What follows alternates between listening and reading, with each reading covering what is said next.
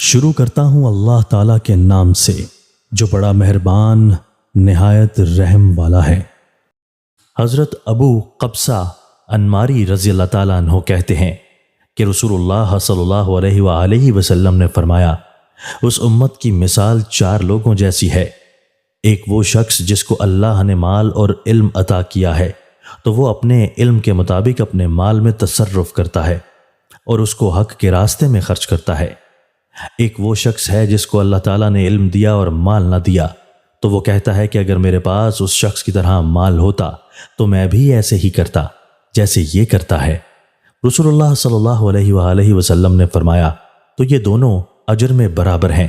اور ایک شخص ایسا ہے جس کو اللہ تعالیٰ نے مال دیا لیکن علم نہیں دیا، وہ اپنے مال میں غلط روش اختیار کرتا ہے، ناحق خرچ کرتا ہے۔ اور ایک شخص ایسا ہے جس کو اللہ نے نہ علم دیا اور نہ مال، تو وہ کہتا ہے کاش میرے پاس اس آدمی کے جیسا مال ہوتا تو میں اس تیسرے شخص کی طرح کرتا، یعنی ناحق خرچ کرتا۔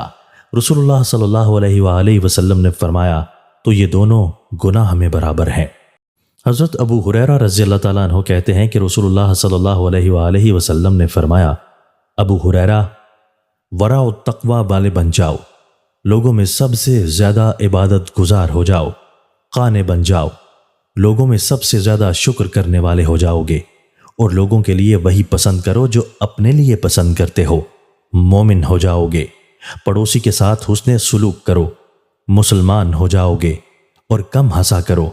کیونکہ زیادہ ہنسی دل کو مردہ کر دیتی ہے۔ حضرت کلثوم خزائی رضی اللہ تعالیٰ عنہ کہتے ہیں کہ نبی اکرم صلی اللہ علیہ وآلہ وسلم کے پاس ایک شخص نے آ کر عرض کیا، اللہ کے رسول، جب میں اچھا کام کروں تو مجھے کیسے پتہ چلے گا کہ میں نے اچھا کام کیا، اور جب برا کروں تو کیسے سمجھوں کہ میں نے برا کام کیا؟ آپ صلی اللہ علیہ وآلہ وسلم نے جواب دیا، جب تمہارے پڑوسی کہیں کہ تم نے اچھا کام کیا ہے تو سمجھ لو کہ تم نے اچھا کیا ہے، اور جب وہ کہیں کہ تم نے برا کام کیا ہے تو سمجھ لو کہ تم نے برا کیا ہے۔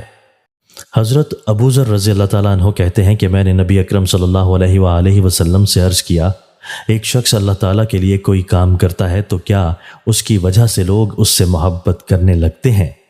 آپ صلی اللہ علیہ وآلہ وسلم نے فرمایا، یہ تو مومن کے لیے نقد جلد ملنے والی خوشخبری بشارت ہے۔